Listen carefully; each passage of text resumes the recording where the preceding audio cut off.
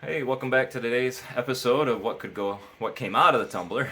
Sorry, I keep seeing it in my abbreviations in my folders. I keep thinking it's what could go wrong, which may be a little truth to it since it's coming out of a tumbler. I am joined today by my cameraman, my son. So forgive me if I keep looking off camera. I'm looking at him. Uh, Today is just going to be a couple of random rocks that I've just been polishing up. Came out of the tumbler. I just thought I would highlight a couple little quick things though. Sometimes during the tumbling process, I'm still new to it, but I've been finding that I just pull things out. And one of them that I pulled out is this little piece of something. I don't even know what it is. This little piece of something. I don't know what it is. A quartz blend something. And I like the little crystals in there. I thought it was kind of cool. I didn't want to grind it down to nothing. And quite frankly, that's a pretty cool rock the way it is. So I just set it aside and I'm not going to tumble it any further. Then there's a piece of chrysophase that I pulled up, and it came in. It was, this little bit of green. It was more this than it was this weird sea foam type stuff. So I decided I was going to pull this out. I was going to run a saw through there, see if I could get a decent little stone out of this, and then, yeah. So I set that aside for the saw. Another one I set aside for the saw. So another one I got from set aside is this little piece of random stone I got from that $9 bag of poorly tumbled stones. I think you may have already seen the video that I released.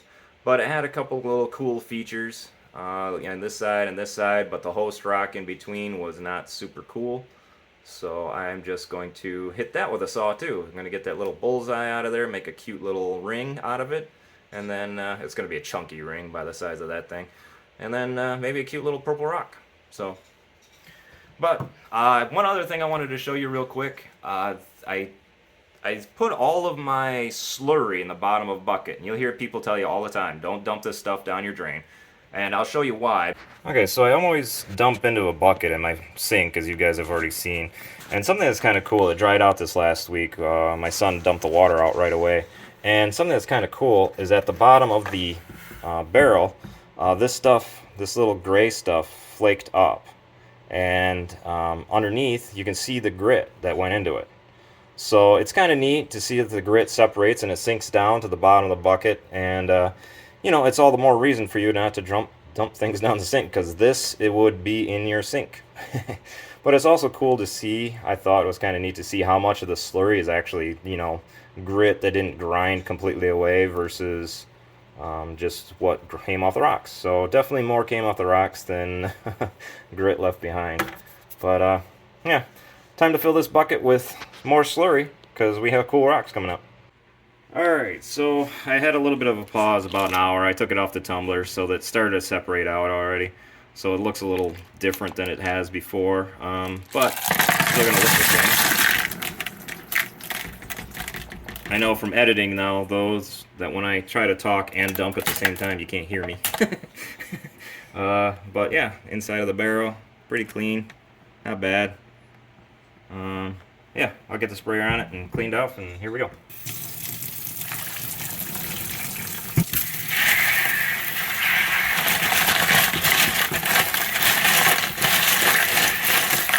I've also learned that if I leave the water on, you can't hear me, so I'll shut that off this time. I'm learning as I go. There's a little bit of grit left on them, a little bit of smoothness. They didn't come out completely clean yet. I can see a few little holes or whatever in the stone.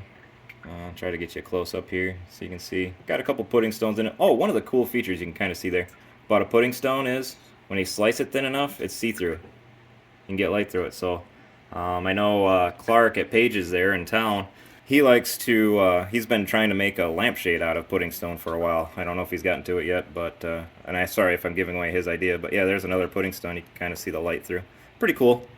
But I'm going to burnish these for a couple of hours and then set them aside to dry, and they're going to be drying for the weekend before I get to the rest of this recording, and see what these look like dry.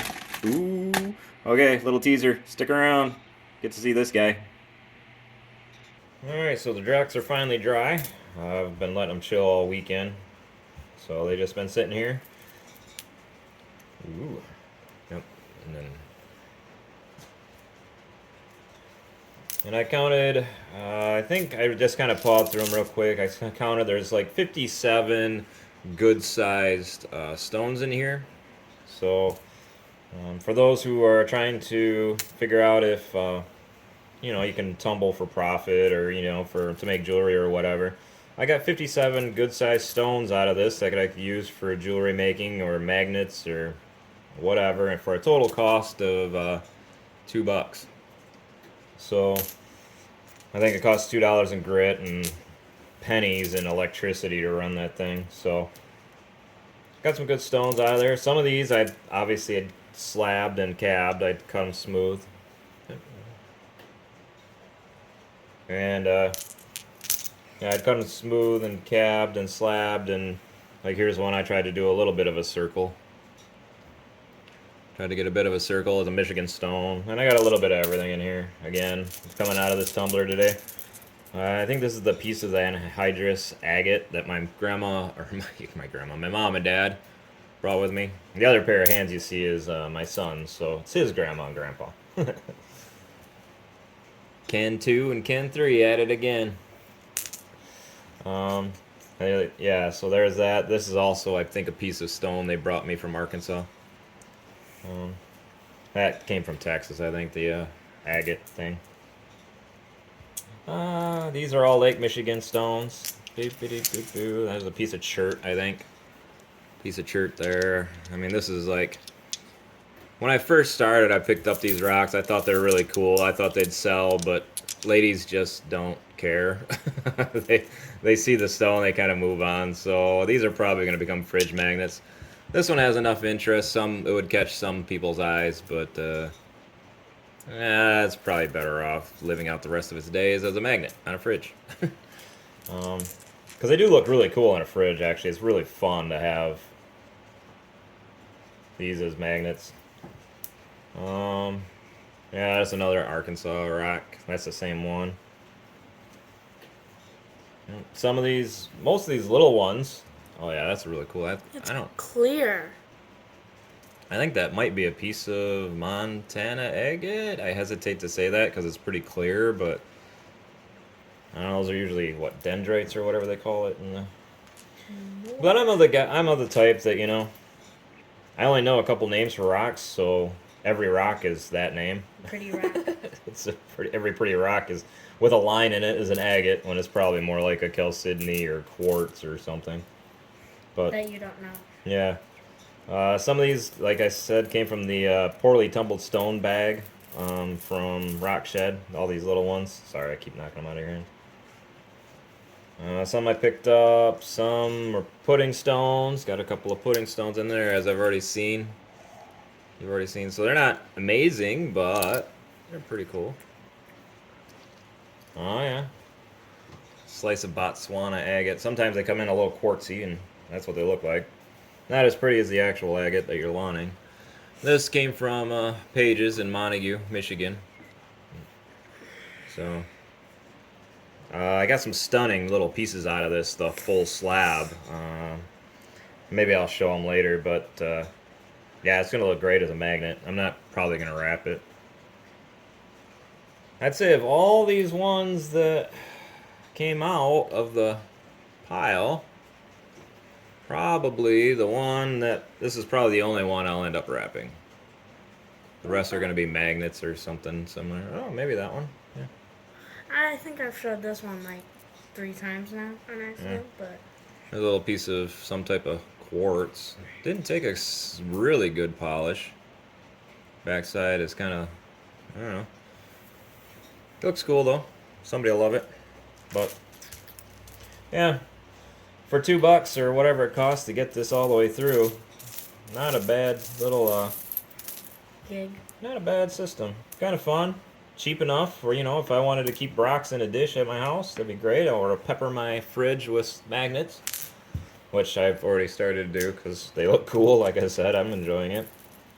But yeah, nothing super crazy fun out of this batch. This was just random stuff I got laying around. So don't ever throw away a rock. There's a little bit of abandon in that one. Yeah, throw that one in there. It's its brother. Yeah, I got some of that poorly tumbled stuff. Got this one with like a little bit of banding in it or whatever might be the case. Maybe get the camera to focus. A little bit of yeah, it might even be a crazy lace. I don't know. Again, I only know a couple of rock names, so everything's that rock name. So yeah, fun. But yeah, I hope you enjoyed it. Hope you enjoyed looking through them. Let me know if I didn't highlight a rock you wanted to see, because I got to get better at these, and I really got to know, like, because going through each one, every single stone individually isn't exactly super fun. But yeah, I thought you'd be interested to see what came out of the tumbler. So we will catch you in the next episode. Bye.